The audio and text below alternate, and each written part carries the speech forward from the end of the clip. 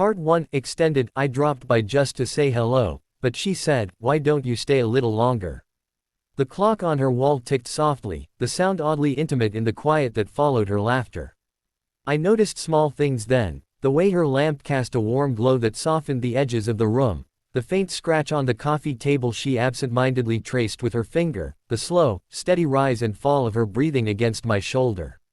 "This feels familiar," I said, breaking the silence. She tilted her head slightly, cheek pressing more firmly into me. "Good familiar or dangerous familiar?" I huffed a quiet laugh. "Both." She smiled without lifting her head. "That tracks." We sat like that for a while, not talking, not rushing. Her fingers toyed with the seam of my sleeve, not consciously, like her body had made a decision before her mind caught up. Each small movement sent a ripple through me, nothing explosive, just a steady awareness that I was exactly where I shouldn't be if I wanted to keep pretending I didn't care. "I used to imagine moments like this," she said suddenly. "Moments where someone drops by unannounced." I teased gently. "No," she said, lifting her head now to look at me.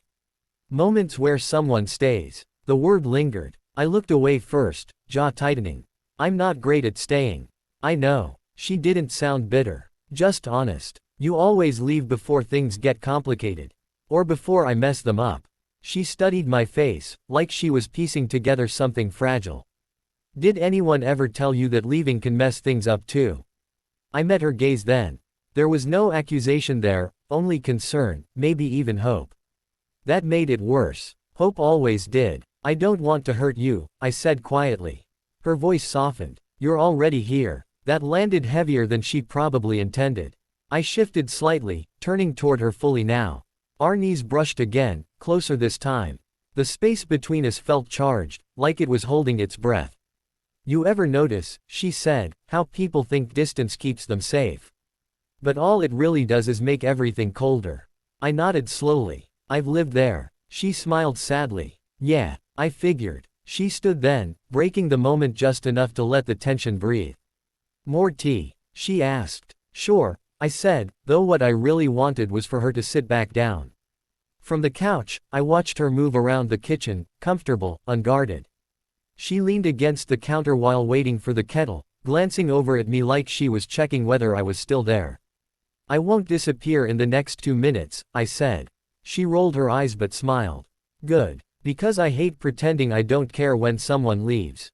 She handed me the mug, her fingers brushing mine for a fraction of a second too long.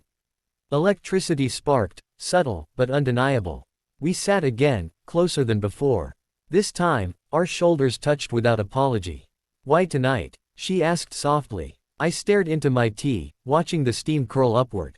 "I don't know. I think I got tired of missing things." "Like what?" "Like this," I admitted.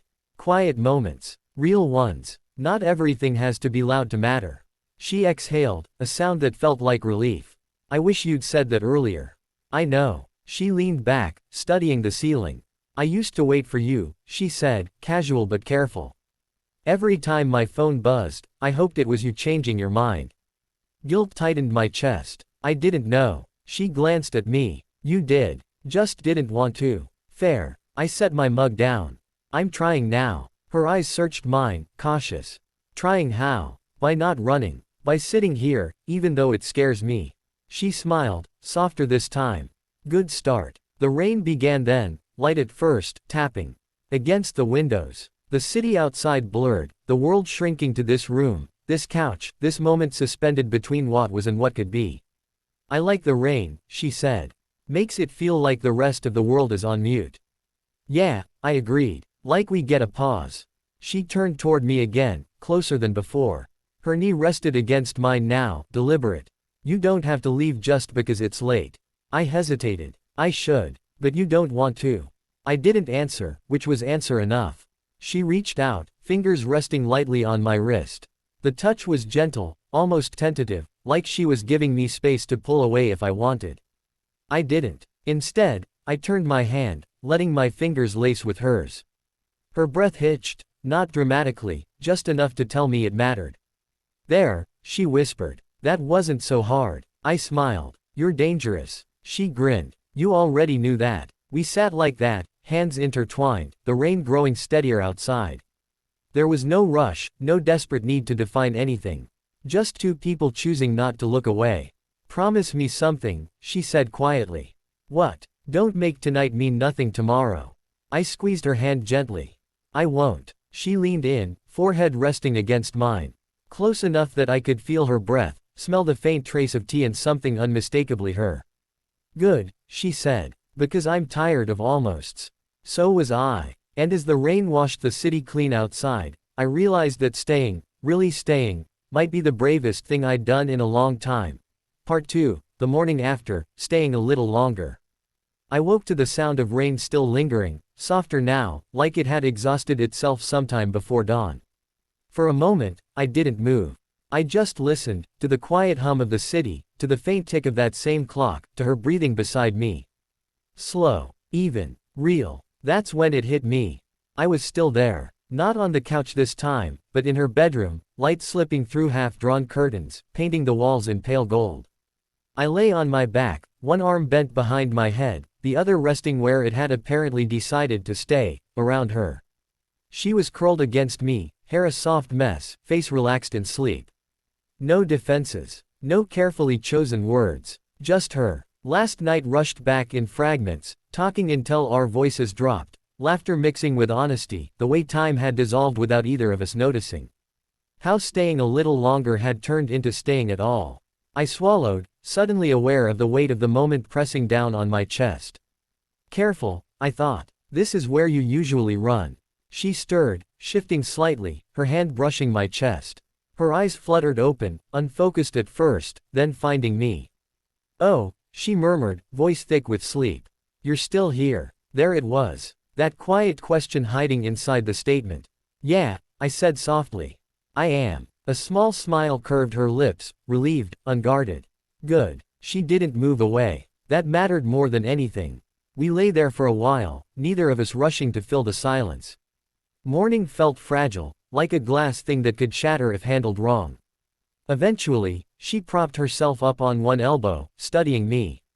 You okay? I nodded. Yeah, just thinking. Dangerous hobby, she teased gently. For me, definitely. She smiled, then sobered. Are you regretting it? The question was calm, but her eyes were careful. Braced. I sat up slightly so I could see her better. No, I'm just not used to waking up somewhere and not wanting to escape. That earned a quiet laugh. Low bar. Hey, I said, smiling despite myself. It's progress. She reached out, tracing a line on my arm absent-mindedly. I didn't expect you to stay, she admitted. Not really. No. Why did you? The easy answer would have been because it felt right. The honest one took longer.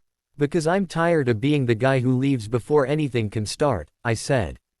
And because, last night felt like something I don't want to pretend didn't happen.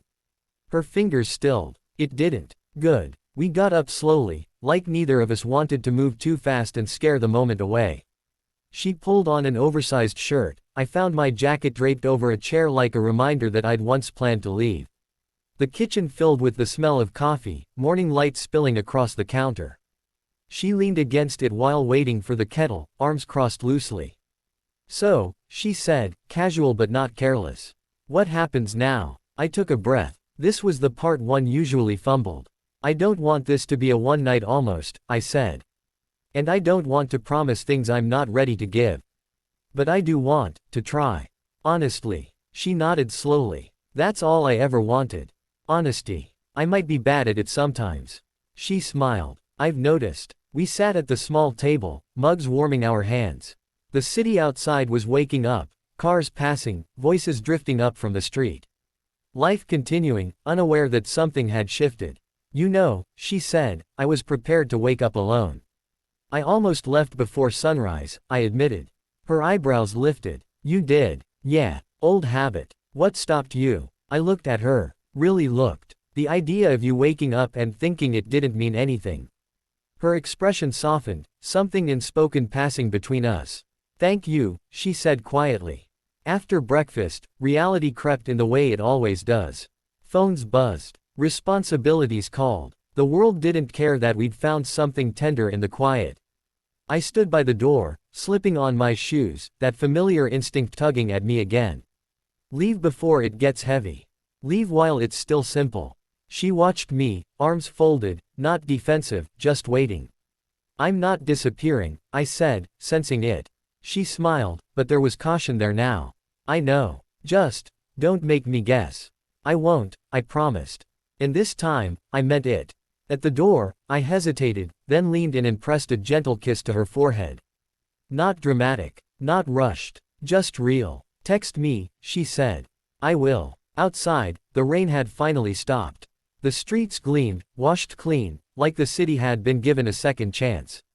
As I walked to my car, something unfamiliar settled in my chest, not fear, not urgency. Hope. The kind that doesn't demand anything. The kind that waits. And for once, I didn't feel like running from it.